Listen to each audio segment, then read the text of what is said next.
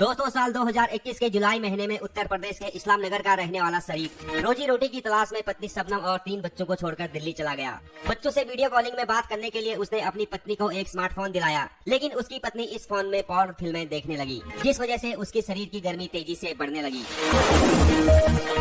एक दिन दोपहर को मोबाइल में मियां खलीफा का वीडियो देख रही थी, तभी पड़ोस में रहने वाला सलीम आया और बोला, भाभी जी मेरे फोन का रिचार्ज खत्म हो गया है, मुझे एक जरूरी कॉल करना है, थोड़ी देर मुझे अपना फोन दे दो। शबनम ने वीडियो बंद किया और उसे फोन दे दिया, लेकिन सलीम ने उसके फोन में मियां खलीफा का वीडियो देख लिया। सलीम बोला, भाभी जी आप इतनी गंदी फिल्में देखते हो, मुझे पता नहीं था। तो शबनम बोली, अरे ये तो सारी कंप्यूटराइज होती है, ऐसा रियल में थोड़ी होता है, किसी का इतना बड़ा भला कैसे हो सकता है। तो सलीम बोला, भाभी जी मेरा तो इससे भी बड़ा है। शबनम बोली, ऐसा हो नहीं सकता है, अगर है तो दिखाओ। सलीम भी बड़ा बेशरम निकला, उसने तुरंत खोलकर दिखा दिया। वास्तव में सलीम का सामान से बड़ा था। ये देखकर शबनम की आंखों में चमक आ गई। उसने सलीम से कहा, तुम्हारा बड़ा तो है, लेकिन मुझे नहीं लगता है इसमें कुछ दम होगा, अगर है तो दिखाओ। तो सलीम बोला, भाभी जी तनिक दरवाजा तो बंद कीजिए, फिर दिखाता हूँ। शबनम ने तुरंत दरवाजा बंद करके कुंडी लगा दी और फिर सलीम ने टपाटप।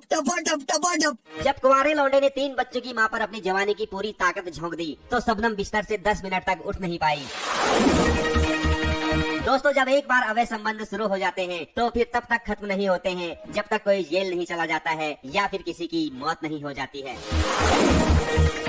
एक तरफ शरीफ दिल्ली में अपने बीवी बच्चों के बेहतर भविष्य के लिए दिन रात मेहनत कर रहा था, तो दूसरी तरफ उसकी पत्नी दिन रात अपने प्रेमी सलीम के साथ 61-62 में लगी रहती थी। शबनम अब अपने पति शरीफ को पूरी तरह भूल चुकी थी। उसका पति अब उसके लिए सिर्फ एक ATM मशीन बनकर रह गया था। वो चाहती थी कि शरीफ दिल्ली से पैसा भेजता रहे और वो अपने प्रेमी के साथ अय्याशी करती रहे, लेकिन शरीफ अपने घर नहीं आएगा तो कहाँ जाएगा। एक दिन शरीफ ने अपनी पत्नी शबनम को फोन करके कहा कि बहुत दिन हो गए हैं, अब मेरा भी बहुत मन करने लगा है, मैं घर आ रहा हूँ, तुम झाड़ियों की थोड़ी सफाई कर लेना। ये सुनकर शबनम परेशान हो गई। उसने तुरंत अपने प्रेमी सलीम को फोन लगाकर कहा, मेरा पति घर आने वाला है, अब रात में तो वो मेरे साथ सोएगा, लेकिन मैं तुम्हारे बिना पूरी रात कैसे गुजार पाऊंगी। सलीम बोला, जाने मन, टेंशन लेने की कोई आवश्यकता नहीं है, मैं कोई न कोई रास्ता निकाल ही लूंगा। जिसके बाद सलीम ने शबनम को कुछ दवाइयाँ देते हुए कहा, रोज शाम को खाने में उसको खिला देना। अगली सुबह सलीम पूरे 1 साल बाद दिल्ली से घर आ गया। वो अपनी बीवी के लिए नए कपड़े, बच्चों के लिए बहुत सारे खिलौने लेकर आया था। आज वो बहुत खुश था। वो अपनी पत्नी को बड़ी प्यार भरी निगाहों से देख रहा था। उसे ऐसा लग रहा था जैसे कि उसकी नई नई शादी हुई है। उसका मन कर रहा था कि पत्नी को उसी समय अपनी बाहों में भरकर उसे जी भर के प्यार कर ले, लेकिन उस बेचारे को मालूम ही नहीं था कि उसकी पत्नी, उसका प्यार अब किसी और का हो चुका है। शबनम ने खाने में खीर बनाई और शरीफ को दवाई मिलाकर खिला दिया। खाना खाने के बाद शरीफ बेसब्री से अपने बच्चों का सोने का इंतजार करने लगा। उसके मन में तरह तरह के ख्याल आ रहे थे, आज ऐसे करेंगे वैसे करेंगे, लेकिन बच्चों के सोने से पहले ही शरीफ बेहोश हो गया।